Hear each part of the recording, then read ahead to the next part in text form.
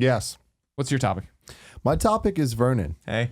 I want to talk about you. Sure. You're so fascinating. Am I? You have so much going on in your life, and I want to hear all about it. I want to hear. That is easily the nicest thing anyone said to me all week. There you go. Thank you for there that. you go. I want to hear stories about your life and what you do. Specifically, so I appreciate a good YouTube video. But even more than that, I appreciate strategy on YouTube. Thank you. And like the idea of viral videos and making a viral video, whatever that means. Yeah. You know? But you got a good grasp on it. So I want to hear you, hope so. Hot Pepper Gaming Yeah. and a bunch of other stuff. Tell us the whole story. There's a couple things that I've been doing this entire time as in my YouTube. It feels weird. It'll never not feel weird to say like my YouTube career. Actually, the reason why I'm up here in San Francisco is because I actually quit my day job to focus on more YouTube-y stuff. We appreciate that. We're quite familiar with that. We appreciate that. So I'm having a weird little decompression victory lap around San Francisco. You guys got a strange city. First of all, it's the first night I was here. I broke up a bar fight between a homeless guy and a guy who only spoke Cantonese. And I was thinking about it, and it was like, yeah, I can't really do that in places other than San Francisco, can you? That doesn't even sound that crazy. Yeah, no, well, because a couple nights later, I was at a concert at the Fillmore, and I watched a 60-year-old guy with a cane jump into a mosh pit. So there you go. I think I'm getting the San Francisco stuff down. You'd only been here a few days, and I caught your tweet that was like, man, San Francisco sure is a nice city, and I honestly can't tell you if that's human shit or dog shit. And I was like, that is most definitely San Francisco. That is. My wife has a funny, she'll text me when it rains. She's like, great, God just cleaned the dog shit. If you're lucky. You're lucky. Oh, Some of the logs I'm seeing on the street around it's here. still there. Logs. She means it physically cleaned the shit, so the shit smells like fresh again. Yeah, there you go. Yeah. Anyways, so I've been working up until this point at a place called Maker Studios, where I started off as an office PA, but I kind of like developed a really big love for viral videos and not viral videos, it was just like digital the idea culture. of that, yeah. First off, though, a lot of people don't even know what Maker Studios is. It's a YouTube network. Mm-hmm. So the YouTube channels are just, like individual channels. But then above that, there's networks that kind of represent a whole bunch of YouTube channels. And Maker is one of the biggest ones. Yeah. Like definitely like the big five, at least, of whatever. And they were recently acquired by Disney. Yeah. Which is a pretty big company. Yeah. I've heard of it. So, I worked there for a while. I actually started off there as an office PA, and then I transitioned into management. So it was my job to manage YouTube channels, specifically their animation network. So the big thing with animation is that we all kind of know, like when you're a solo YouTuber doing animation, you kind of can't put out a lot of content. And algorithmically, YouTube really favors longer content, like Let's Plays or unboxings or things like where you can just like sit down, hang out, and like have someone watch you for a while. Podcasts, I've heard of them.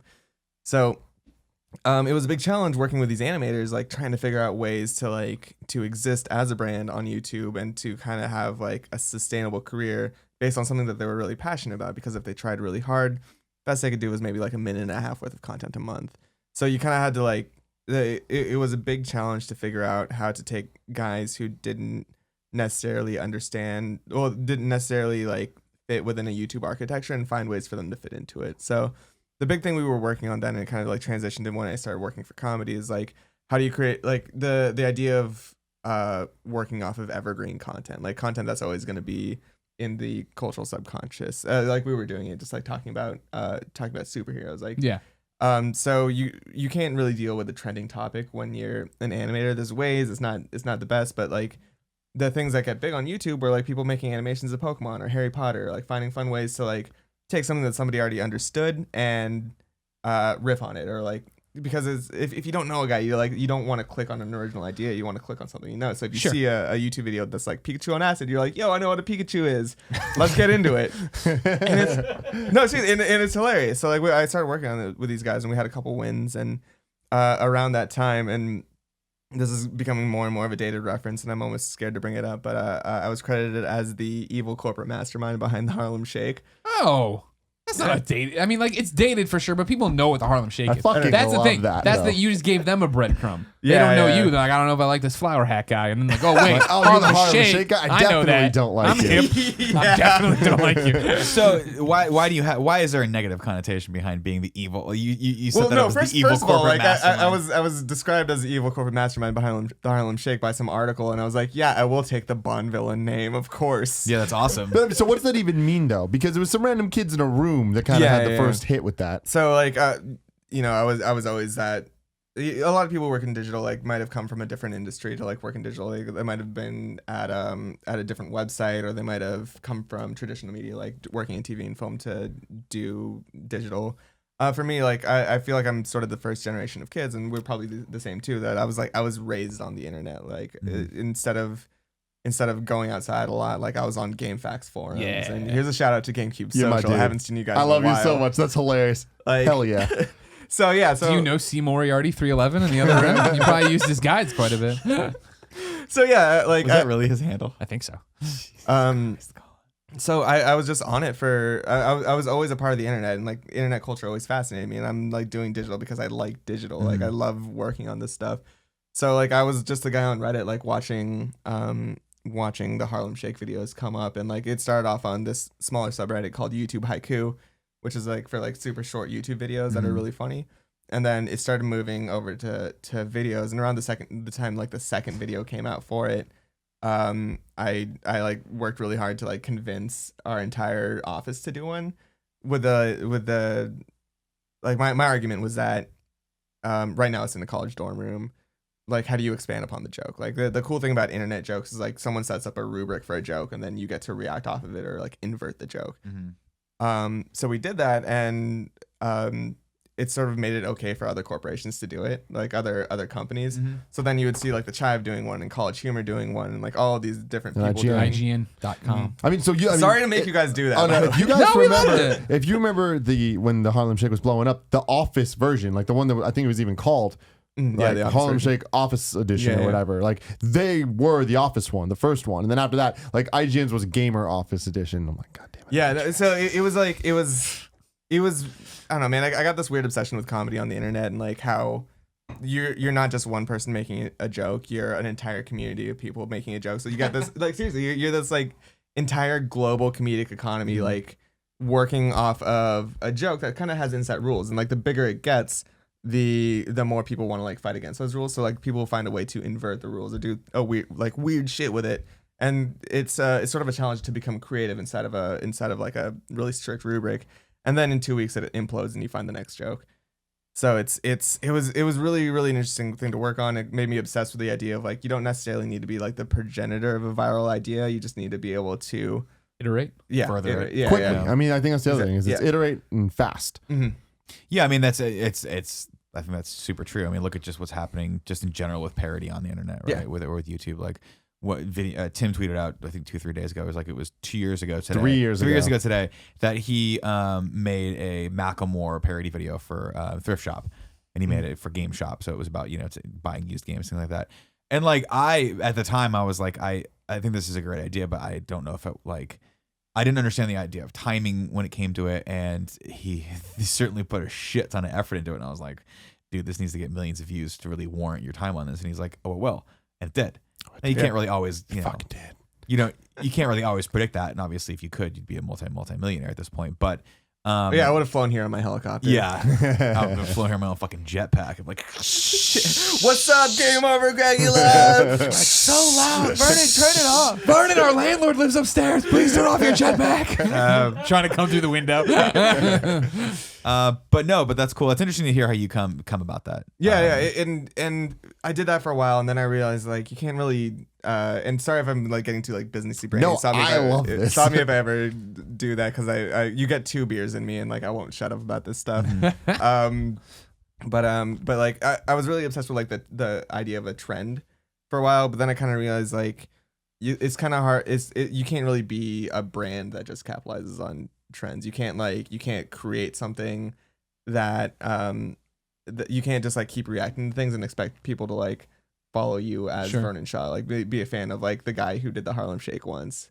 So like so I started thinking more and more of like, well, what's like YouTube's a tough place because it's hard to make money on YouTube, and it's hard to build something on YouTube from zero, and like I was trying to figure out a way like, well, what's a funny, repeatable, sustainable project. And from that after doing a lot more Maker Studio stuff, I started leading creative development for them for digital.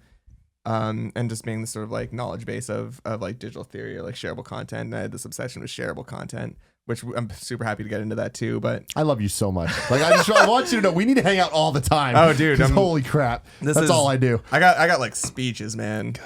But I ended up coming up with the idea for Hot Pepper Gaming.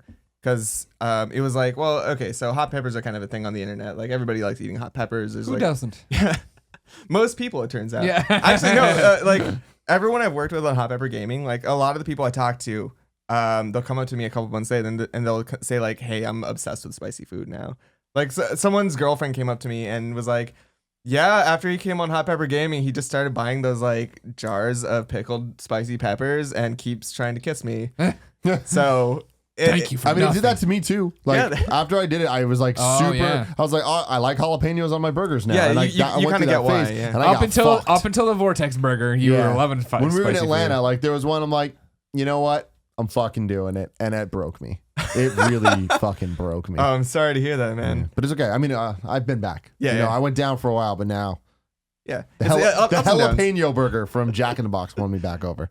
Oh man, yeah. So it was like, okay, so that like that's a cool thing to do, and it's like an easy thing for people to see, and a lot of people like that, and then it was like, well, how do you turn that into an actual into a thing? And we were like, well, the two people I was working with it on were like, the gaming industry, like I'm a huge gamer. I love video games, but the cool thing about gamers is that they use YouTube how YouTube wants to be used. Like people will subscribe, people will build a community around something. Like people will interact with you on Twitter. So like so I was like, okay, so, and I tweeted this one at one point. I was like, okay, so what if I started a YouTube channel where people try to review video games directly after eating hot peppers? And I went back and looked at the tweet, and it got 2 retweets and a favorite, and that was enough for me to be like, we're doing it. The audience loves it.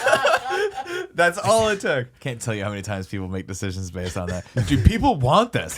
One tweet. Hey, it'd be kind of cool if you guys did that. You know what? Never mind. Don't do that. No, don't look at the second part. Yeah, look at the first part. People want this shit. Yeah, so I started talking to Aaron. Like I was working with Aaron at the time. I was actually working with Jared at the time. We were all working at Maker Studios, and like we were like kicking around ideas, and like this came up, and it was like, okay, so we got a weekend. So Aaron and I like put together a set, and then Aaron's like, you know that crazy guy I know, Jared? Let's have him on. So we kind of like formed this weird thing, and we like tested out hot peppers, and like we figured out that habaneros were the ones that kind of really just got a reaction. Yeah, got a good reaction. And we made it, and then we got a couple beers afterward, and I was like, I don't know about that. That was a strange thing. And you know, like strategy wise, we were like, okay, so we're just gonna like film a bunch of these and see if you know, like after we build a library, maybe it doesn't hit on the first time, but maybe there's one like that hits Reddit or whatever, and then people work their way through the love and sex stuff. Through the yeah, they'll work their way through the library of content. Yeah. And then the first one we put up, which was Jared's, it got featured on Kotaku, like a front page on r/videos, and it's like, well, now we got to do this for the rest of our life. Which is good. You know, yeah. And I think I've finally been able to like manage it now, but like there was a point where I just couldn't keep up with the growth. Like it was really, really hard thing to deal with. How so?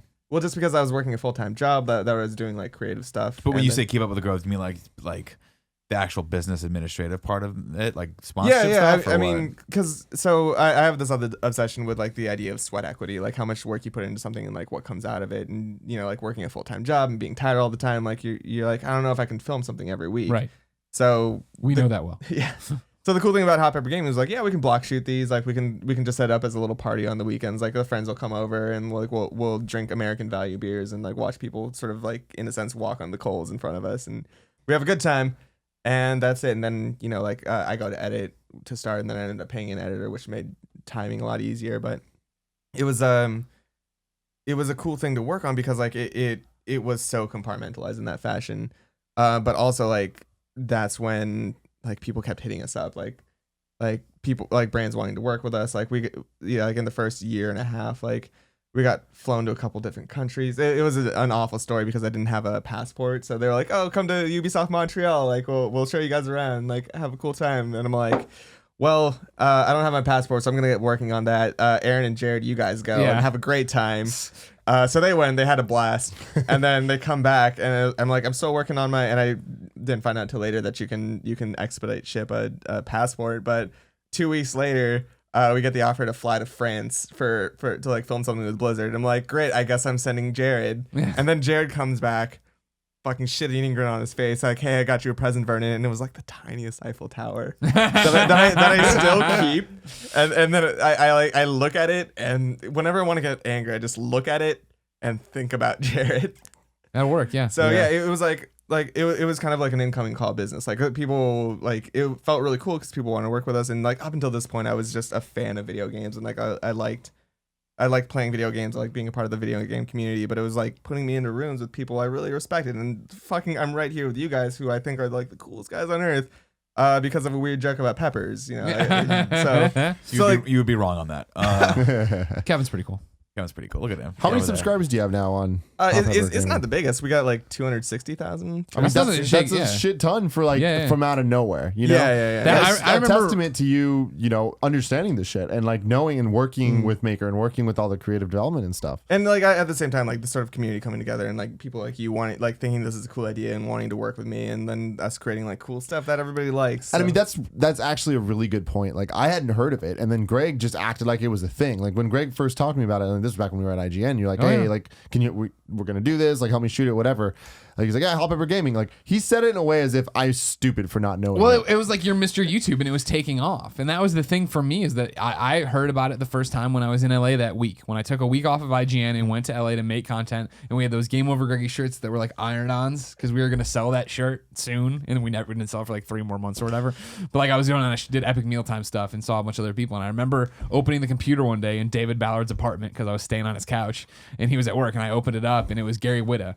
Oh, and Widow was like, I gotta get on, or maybe he had just done it. It was either I gotta get on. I think it was I gotta get on this show. Okay, I remember that night, like, cause it was like we were just kind of like going through like the first growing pains. Like we were kind of in a plateau. It's like, okay, so 30,000 subscribers is cool. Like we did it, guys. Like we really made it. And then the guy from, sorry, his name is escaping me right now. The Gone Home guy.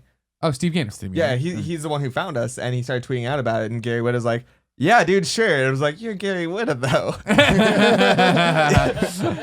So, like, there are so many stories of people just being down to do weird things and, like, figuring stuff out via Twitter. Like, we got Andrew WK on Hot Pepper Gaming just because we tweeted him, and he was a cool guy. Yeah. That's fucking awesome. Insane night, by the way. He parties hard, I hear. He is a partier through and through. But, like, not even the partying is, like, that didn't even perplex me. Like, we were shooting in Aaron's apartment at the time.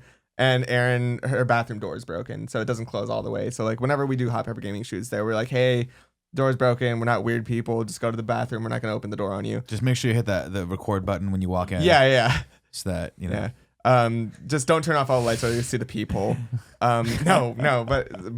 So we gave that same speech to Andrew WK, who's allergic to cats, by the way. So he hung out outside Aaron's apartment. They both shared. They had this really tender moment where Aaron and Andrew WK both had allergy pills together, which is adorable. But anyways, like we told him about the broken bathroom door, and he's like, oh, okay. And he walks in and he closes it like it isn't a big deal. It just closes completely, and we're like, so wait, does he have mystical properties? Or, because like the entire time that he was there, the bathroom door worked. And as soon as he left, it broke again. And to this day, we can't What did you do, Andrew WK? We demand to know. So yeah, he can party all he wants. And he can, like, he ate the second hottest pepper we had and just, like, stared at the camera and thanked us for the adrenaline rush and didn't drink any milk. And leave. But at the end of the day, like, the thing that I can't wrap my head around is that bathroom door. Wait, let me ask you this all-important question. How hard did his nipples get when he did it? There was no noticeable nipple movement. Because I feel like to this day, I feel like an iteration to your show that you need to do. Hot pepper nipple close up. Well, no, not even that. It's just having an outside person like myself or like Kevin come in and then test the physicality of the person and rate that physicality on a scale. For instance, like the sweat scale, Greg would have done 10 out of 10. The shit drooling out of my mouth scale, again, nailed it. 10 out of 10. Thank you. And then the all-important nipple and erection test, just to see 9, 11.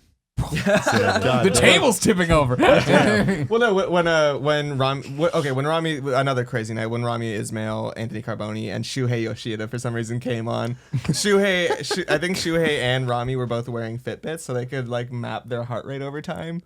And that was a trip to see, but that was, I mean, have I told you guys that story? No, what shoes? Did it just go off the charts? Yeah, he just like interrupts. He just comes in and sits down. Yeah, it's okay. So like it was E3, and I was like super sick during E3, but I was like trying to like try soldier on. Yeah. So like Rami hits me up. He's like, "Hey, I want to do a Hot Pepper Gaming interview, and I want to do it with Anthony Carboni." And I was like, "That sounds like a lot of work, but okay, let's do it. Like this will be cool, I think." So. I'm taking a nap until literally an hour before they come, and then like I have to set everything up in my tiny apartment that we shoot Hot Pepper Gaming in now. And then Rami Ismail shows up, and he had just gotten back from dinner with a couple friends, and he introduces me to them, and like he introduces who I now know is Shuhei Yoshida, but I was looking at him and I did that thing where I was just like squinty eyed at him. It was like, yeah. But yeah, so like we all walk into my apartment and I quickly pull up my Twitter and it's like, oh my gosh, Yoshida, what's going on? So and then he helps me move my couch, and like to this day I'm like, so like yeah, like I'm not trying to pick a side in like the console wars right now, but one of the sides helped me move my never couch. Come and move furniture with you. Exactly. So look, like Major Nelson, if you want to come over, help me rearrange some furniture. I'm sure we can figure out a way to like maybe you can fix your bathroom door. Yeah, who knows? Yeah. So we get in there, and you know, like we start going into the interview, and then like Shuei's eating this up. He thinks it's like the coolest thing in the world, and we're like, well, do you want to go on it? And he's like, yeah, dude, totally. So we get into a little bit. And direct quote from Shuhei Yoshida. Yeah, dude, totally. He pretty much, man. So like they got to the part where they mentioned PS4, and like Shuhei Yoshida comes in, he sits down between them, he eats a hot pepper, and like all you can get out is like PS4, yes, very excited, nuclear throne. And then oh god, and then we all got Denny's afterward. Like we went and got milkshakes, and I was sitting and again, it's one of those things like I'm just like a fan of video games. Like I really love video games so much, and here I am in a Denny's with Shuhei Yoshida and a bunch of like cool indie developers, and Anthony Carboni's there too, and it's just like what the hell is this life? and I was like, I'm sitting next to Shuhei Yoshida, and like this was E3 when they announced Last Guardian, and I'm a huge Shadow of the Colossus fan, so I showed Shuhei my Shadow of the Colossus tattoo. And he got super excited, and he like tweeted it, and he's like, "Look at Vernon, he's so happy." And it's like it was really one of those like, "Oh God, what have I done?" kind of moments. So, do you ever get the feeling that Shuhei is like a god, and he's just using us for like enjoyment or entertainment? Like we're his pawns, and he's just like, "I'm gonna push Greg over here right now." Look at him, he went. He's too benevolent for that. That's not the kind of god he is. No, he's such a kind. He is a god for sure. He is a god. Yeah, and when the show came out, like he changed his whole like Twitter to be about habanero peppers, and it was just like it was the cutest thing in the world. And it was one of those like it was one of those really gratifying moments of like awesome. Yeah, I was like really, you know, like me and everyone else who works on Hot Pepper Gaming, we were so hard on this, and like people are in a sense recognizing that, and like whatever it is in the future or whatever I go on to do with or after or during Hot Pepper Gaming, like this is something to really appreciate, that I got to do something that made me feel like I belonged with other creators. That's so awesome. Where are you on that journey now? You've left your job. Mm-hmm. You're gonna go into this YouTubey thing full time on your own. Yeah. Is Hot Pepper Gaming still like a key, a major part of what you are? Totally. Who you are? Yeah, it's I'm playing a little close to the vest right now. Unfortunately, it's mostly a paranoia thing. But yeah, like it's my idea. Until that, you like, sign the contract with us, you don't want to say it. I understand. Yeah. Hey, I'm kind of funny, Vernon. New Colin. Yeah. Ask Kevin how quickly those contracts come. Still waiting, Kevin? It's been a year. No, we're good for it. It's in the mail, Kevin. It's in the mail. It's a lot of red tape here. Yeah, the HR department's looking it over. So like I don't know. I keep talking about my obsession with like creating things for the internet, and like I feel like over my tenure like creating things online, like I've developed like this tinfoil hat theory about shareable content. Like I think that there's really a way to do it and figure it out to build cool things. Like here we go. Like I think that there's like 3 things you have to do to create something successful online. Damn. Like if a list video. Yeah, I am so into this. Yeah, like so it's the idea of like, so to start off, like you have this idea called the compressible idea. Okay, so and you guys will pick up on this super easily. They used to say that like to have something that succeeds like as a story or whatever, it needed to be a simple idea or a high concept, and I don't necessarily agree with that. I think that it's an idea that can be compressed. So like something that can get as small as a YouTube title, but when you click into it, it like becomes something bigger. So take something like Epic Rap Battles of History, right? When you boil it down to its most basic state, it's just 2 historical figures rap battling. And you're like, well, I know what I know what like Michelangelo versus like the Ninja Turtles is. I know those things. I'm going to click into it. And then you click into it and it expands, right? It becomes something bigger than just the title. So it's like, it's well written. It's funny. It stars YouTubers, and like, it has a cool beat. So there's all these things. And like Hot Pepper Gaming more or less does that. Like you break it down. It's like people trying to review video games directly after eating hot peppers. So my argument is like the more you can compress something, the further it will travel online. Very interesting. Yeah, and I heard that in like just take it. Like right, you made it up. the weirdest. It was a YouTube video explaining Phil Fish. Oh, for some reason. know him. But yeah, it was one of those things. Like the easier something is to explain to someone, the more likely they are to click on it. So the 3 things they're fighting for are getting someone to click on something, getting someone to watch all the way through it, and getting someone to share it with other people. So like there's been a big thing about like the YouTube algorithm, like what's going to page rank on YouTube, and I don't necessarily think that's a safe thing to like bank off of, because it doesn't always be you're like that. Fucked. Yeah, like at the beginning of 2012, it stopped being about like how many views something got. It became about how long something watched it for, and like right Watch now, time. like a 2-minute video that someone watches 100% of isn't going to rank as high as a 20-minute video that someone watches half of. Right, just because someone's on YouTube for longer, and that's more valuable. Like if someone's on YouTube longer, they're gonna like YouTube's able to serve them more ads, and then like people make more money. So they're of course gonna value that. But aside from all of that, like if you can create something that someone wants to share with someone else, then you exist outside of any algorithm, and you can be on whatever platform you want based on what you create. So it's this argument that like okay, and it started getting more like tinfoil hat for me. Like I started like thinking about it. It's like this kind of like applies to everything else, right? Like music, movies, and TV. Like if you can explain something to someone really easily, like when you say Jurassic Park, you got an image in your head, right? And then you can point to Jaws and be like, yo, that too. It's like this old blockbuster model of like, if you can explain it to someone and it's something that you can condense, like when you want to share it with someone else, you still have that ammunition. So if someone watches Hot Pepper Gaming and it's like, oh man, people eat hot peppers and try to review video games, they can say that exact thing to a friend and they can understand that as well. So like when you have the compressible idea that someone watches all the way through, then the person who's sharing it, like your biggest, like your community, the people who want to make you get big, they're able to make you get big just because they can explain it. Right. Well, I mean, it's similar to sort of like the movie poster mentality, right? Where you've got an image and a tagline, and that's pretty much it. And that makes a lot of sense. Yeah, think of how iconic Back to the Future is. Like when I say Back to the Future, you see Marty McFly in front of a DeLorean with his watch up, and he's like, "Yo, what time is it? I don't know." Game time. Then the basketball comes in and Air Bud rides away.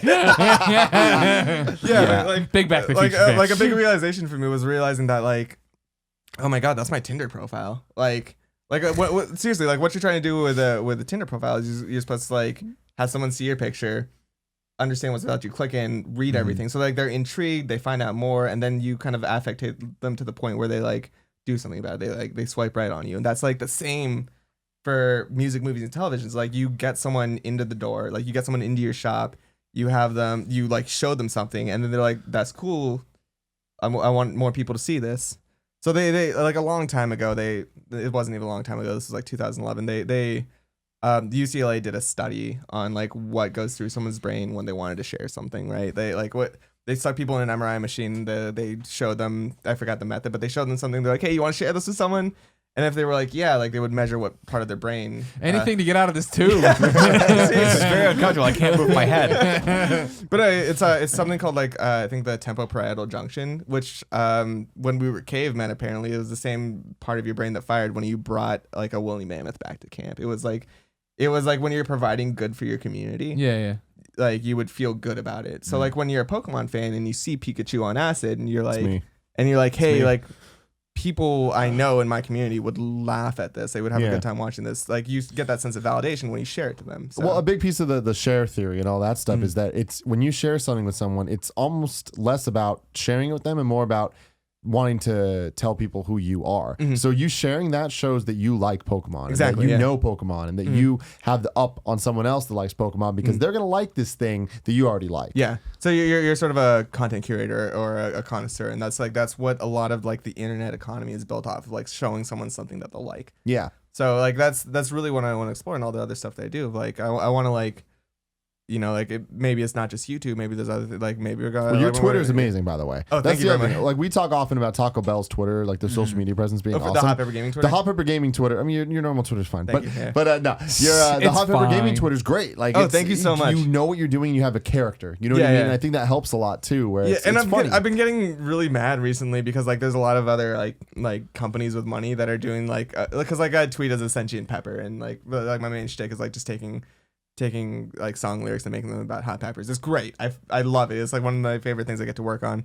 But a lot of, and I don't want to call it Totino's right now because I love Totino's, but like they're tweeting as a sentient Totino pizza roll. Those sons of bitches. I know. Fucking and shots like, fired, man. Yeah. Shots fired. Like, yo, if you want to get together and I don't know, like come out with something spicy, we'll figure it out. Like I like you. I'm sure you're a great guy, but like it's kind of cool to, cause like when you're on Twitter, like you're Did you just pitch Totino's Yeah, on yeah, a I collaboration? did. Yo, no, you guys catch that?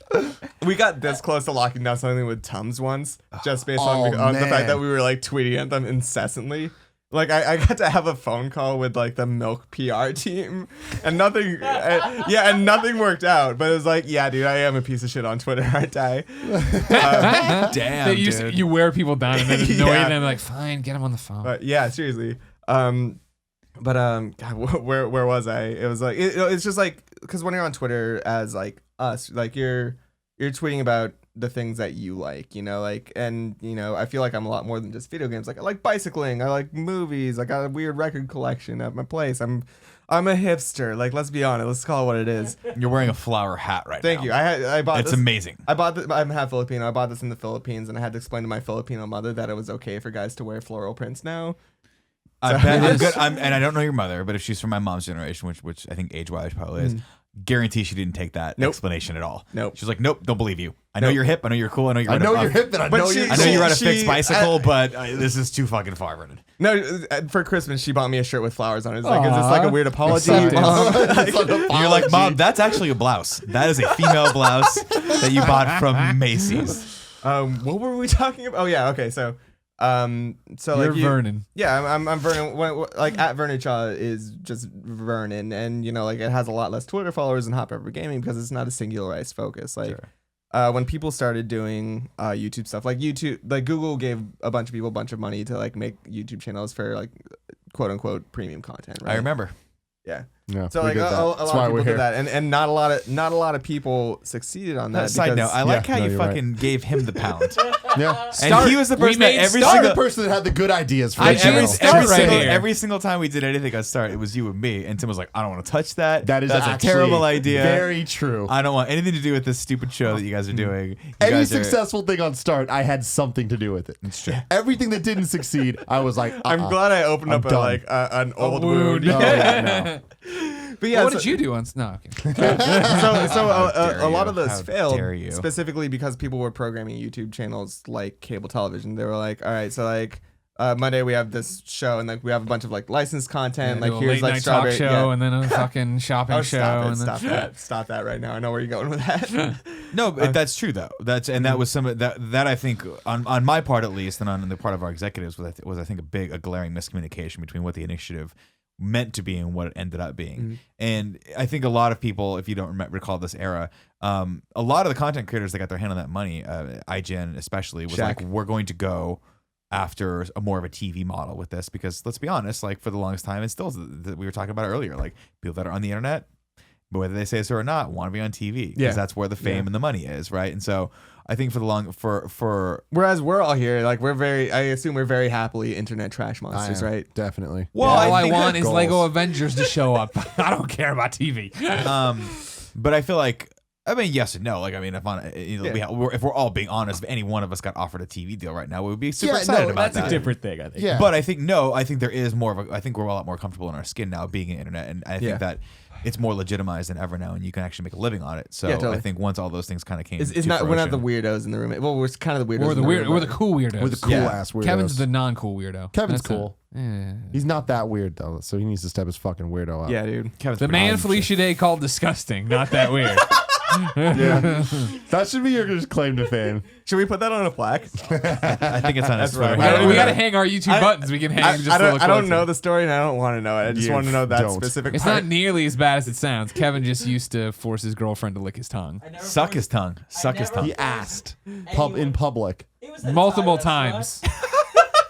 And I don't know if it's so much asked as much as it was just like lick my tongue, and she was into it. Not the first time you said. She was never into it. You're right. Never. But getting back on track, the tongues, the cable model just doesn't really work online because the internet is like an on-demand service. Yeah. Like you see whatever you want when you want to see it, and you go to specific YouTube channels because you want to see a specific Yeah, you know what thing. did work? SourceFed. Yeah, because that made sense, and that's still a thing. Mm-hmm. You know, all the other YouTube channels that were in that program aren't a thing anymore. Geek and Sundry. Yeah. Okay, and Geek and Sundry. Yeah. Maker Studios is one of them too. Who? Maker Studios. Maker. Yeah. Wait, what? I don't know. The Maker had one. What was Maker's? I can't remember. Whatever happened to that one? I want to say not. They had a music thing for a while, and they did some other things. Which one was Nacho Punch? I worked on Nacho Punch. Did you work on Nacho Punch? Yeah, no. Like some of my favorite things I got to do were on Nacho Punch. Nacho Punch. Like, let's great be real. name. Oh, and it was a great channel. It was hit or miss, but when it fucking hit, ooh. yeah, that's comedy. Because like I was me and Aaron, like the two of the three people on Hot Pepper Gaming, like we sort of led creative development for Nacho Punch, and we were like, hey, like this is us putting our ideas into practice of like, okay, so you have evergreen content, and you have like shareable stuff, and you have repeatable content. So like we one of my favorite things we got to work on was like what if this director directed porn. So we got to do like, what if Wes Anderson directed a porn? And like we released that like the same week Disney announced that they bought us, and we were like, do you know what you're buying? Like, things getting real weird. But like my favorite thing that I got to work on that was like Cosmos on weed. Which is Cosmos. Yeah, we got Eric Griffin from Workaholics to portray Neil deGrasse Tyson. We just made like some of the best weed jokes I've ever gotten the pleasure to work on. Another career highlight for you. Thank you. I love everything about this conversation. Yeah, no, it's but yeah, so like you what I'm trying to say is I'm taking a very roundabout way is like you go to online to see something that you want to see, and if you're a YouTube channel that gives people exactly what they want to see, like people go to your channel because they want to see you guys, they like you guys' personality, and like y'all are fun. Share this. And like people go to Hot Pepper Gaming because like it's like we're exactly what we say we are. People try to review video games after eating hot peppers, and like if you go into things making that, even if it's just a Twitter, like if you singularize your focus like that, you're gonna see success. So that's a hot YouTube tip for you. There you go. How was that? Is it Portillo or is it Colin? Porty's locked up. Kevin, it sounded like it could have been gunshots, so be careful. Or someone unboxing something. There's no one out there. Colin's out there. No one's out there. It's just a ghost. No, that's Colin. He's out there. He's sick. He's a sick young man. He should be in bed. God bless Colin. He came out and he was like, I just don't feel right. Now I love the way Colin puts things. Not I don't feel good. I don't feel well. Yeah. I don't feel right. Well, I appreciate when he was trying to give it the college drive. Like, well, do you want me on the show? I'm like, no, don't worry about it. He's like, I feel like I'm not pulling. I'm like, no, why? And he's like, I'll come. Don't come on the show. And then he wouldn't shake your hand because he was sick. I'm like, well, I don't think he wants to be locked in a room with you for 2 hours. I'm appreciative of that, but yeah, maybe Hot Pepper Gaming is not for everybody. Vernon Shaw, hey, how do you want to put a bow on your topic of who you are? Follow you on Twitter. Go to Hot Pepper Gaming. Yeah. I'm on Twitter at Hot Pepper Gaming and at Vernon Shaw. I'm always working on stuff. Like I don't know, man. I kind of realized a bit ago that like I will be a happy person if for the rest of my life I just get to make dumb stuff and make people laugh. So that's what I'm trying to do. And if you want to follow me along for the ride, there's other ways to do it. When are you gonna announce where you're going and what you're doing? I don't know yet. That's scary. But will people here like it? I hope so. Okay. Will Kevin like it? Kevin doesn't like anything. Kevin will like it. Me and Kevin have built a copacetic relationship. It happens. Right? Kevin let me. That's how he gets in. Yeah. Okay. Kevin let me into the apartment. He offered me a napkin. Things are going great. Kevin's like one of those super nice friends that like just wants to sleep on your couch for a week, and then a year later you're like, you gotta go. He's all smiles, but he did say you came up the stairs slowly. Okay. Just letting you know. Really? That's how you're gonna play me? I didn't hustle enough, Kevin. I was just confused. It's like I went up too fast. I can admit that. No, the context of this was he was saying he realized he went too fast when he looked back and saw that you were going slow. He's like, that was weird that I just ran away from him. I'm on vacation right now. Yeah. I'm here to mosey. I just want you to know, when all of you out there are like, oh, you guys give Kevin too much shit, this is what we deal with. Those are the thoughts that go through Kevin's head. Did I go up the stairs too fast? What the fuck is wrong with you? I mean, I ran up the stairs and I was like, oh, fuck, I'm not the only person here. Like, where else would I have gone?